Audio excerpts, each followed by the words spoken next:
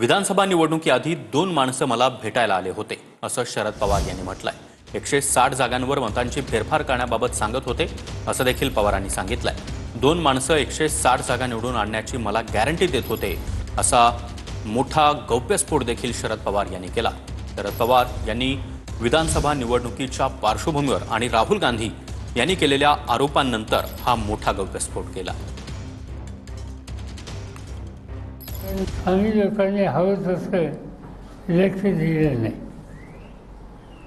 आता असंच आहे, विधानसभेच्या निवडणुका जाहीर झाल्या त्याच्या आधी दिल्लीमध्ये मला काही लोक भेटायला, दोन लोक, आणि त्यांनी आम्हाला सांगितलं की महाराष्ट्रामध्ये 288 विधानसभेच्या जागा आहेत आणि तुम्हाला 160 जागा निवडून येण्याची गॅरंटी देतो।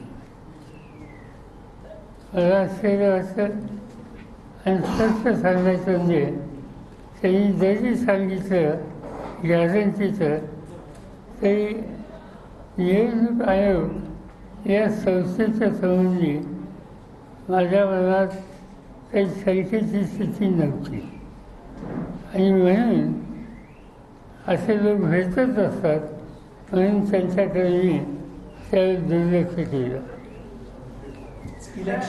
आणि ते झाल्याच्या नंतर त्या लोकांची आणि राहुल गांधी यांची मी वेळ घालून दिली।